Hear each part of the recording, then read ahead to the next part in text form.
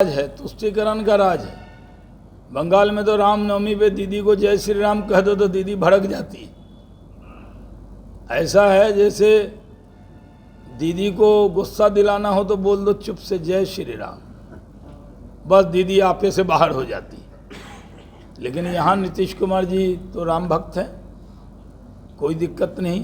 दोनों सदस्य यहाँ पे रामनवमी का जुलूस निकलेगा, शांतिपूर्ण तरीके से होगा, सब लोग सौहार्द के साथ रामनवमी मनाएं, मैं अपील करता हूँ। ये अच्छा बिल है, मुस्लिम भाइयों को हम तो कहने ही आए हैं कि आपको अगर इसके बारे में जो भ्रम पैदा किया जा रहा है दुर्भाग्यपूर्ण है, और मुझे नहीं कहना चाहिए लेकिन मैं कह रहा हूँ कि ढेर सारी धमकियाँ मेरे फेसबुक पे, ट्विटर पे मुझे भी दी जा रही है। मैं उनकी धमकी से डरने वाला नहीं हूँ और उनकी गालियों से मुझे पर कोई असर होता नहीं है। सच्ची बात करना है, सच्ची बात करेंगे। सीए पे मैं चीख चीख के कह रहा था कि ये बिल जो है वो मुसलमानों के अहित में नहीं है, लेकिन कितना बड़ा धरना हुआ देश भर में, समस्तीपुर में भी हुआ। सिटीजनशिप अमेंडमेंट एक्ट पर चल रही थी बिरयानी, कोरमा, देगे खाने के लिए बैठ जाते हैं, अब पहुंच जाते हैं लोग, बड़ा काम कर रहे हैं। शाहीन बाग में क्या हो रहा था? देखिए, विपक्षी पार्टी मुद्दा विहीन है, उनके पास कोई मुद्दा नहीं है। वक्फ अमेंडमेंट एक्ट जो आया है वो गरीब मुसलमानों के लिए, यतीमों के लिए, बेवाओं के लिए वक्फ की जायदाद का उपयोग होगा, वक्फ की इनकम बढ़ेगी। ये मुस्लिम भाइयों को इसमें कोई घबराने की ज़रूरत नहीं है, क्योंकि कोई मतवल्ली हिंदू होने वाला नहीं है।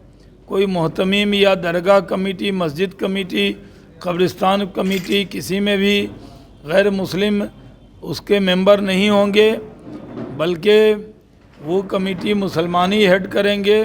वक्फ के जायदाद के जो मतवल्ली हैं वो कोई भी नॉन मुस्लिम नहीं होगा।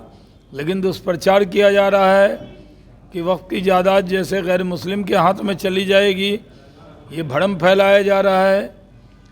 जिस तरह सिटीजनशिप अमेंडमेंट एक्ट पर पूरे मुसलमानों को गुमराह किया गया, कहा गया कि ये आपकी नागरिकता छीनने वाला है, जबकि सिटीजनशिप अमेंडमेंट एक्ट CAA जो धर्म के नाम पे प्रताड़ित हिंदू थे, बौद्ध और सिख थे, क्रिश्चियन थे, उनको नागरिकता देने वाला बिल था, न कि नागरिकता लेने वाला। लेकिन उस पर हंगामा हुआ, देश भर में धरने किए गए, शाहीन बाग किया गया।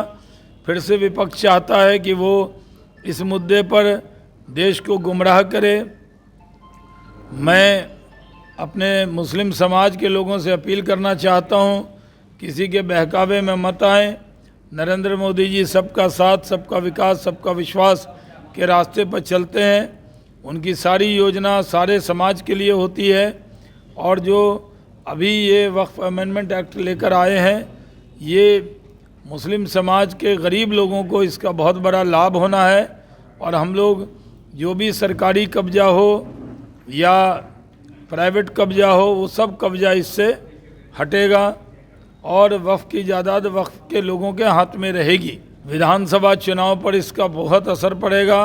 एनडीए का वोट बहुत ज़्यादा बढ़ने वाला है और मुस्लिम समाज के लोग भी इस बार जमकर एनडीए को वोट करने वाले हैं। जो पार्टी छोड़ रहे हैं उनका तो हम नामे नहीं सुने, इतने साल से हम भी एनडीए का प्रचार प्रसार करते हैं। वो पब्लिसिटी पाने के लिए कुछ लोग इस पर पार्टी छोड़ रहे हैं। कोई जेडीयू के बड़े नेता ने पार्टी नहीं छोड़ी है। नीतीश कुमार जी ने जितना अक़लियतों के लिए काम किया है उतना तो लालू जी ने पसंगा नहीं किया उसका, तो छोड़ेंगे क्यों? एनडीए जीतेगा और फिर से नीतीश कुमार जी के नेतृत्व में सरकार बनाएंगे। बहुत सेहतमंद हैं, बहुत अच्छे हैं। मैं तो जब भी पटना जाता हूँ 1 घंटे बैठ के आता हूँ। बहुत दिन रात बिहार की सेवा में लगे हैं, और बिहार का सौभाग्य है कि सबसे अनुभव वाला कोई मुख्यमंत्री है तो बिहार को मिला है, और पूरी दिन रात वो सेवा में लगे हैं। प्रगति के पथ पर बिहार को आगे बढ़ा रहे हैं। प्रगति यात्रा की, सारे ज़िले में गए, ठंड में भी गए, और जाकर जो जो घोषणा की कैबिनेट से अप्रूव कराया, पास कराया, नीतीश कुमार जी पर बहुत भरोसा है लोगों का। और उनकी फ़ोटो को लेके जो बातें कही जा रही है वो तो पिता तुल्य हैं। कोई महिला अगर फ़ोटो खिंचवा रही थी, उसको थोड़ा मंच पे झिझक हो रहा था, तो उन्होंने पिता की तरह उनको बगल में लाके खड़ा करके फ़ोटो खिंचवाया। इसमें विवाद का कहाँ सवाल है।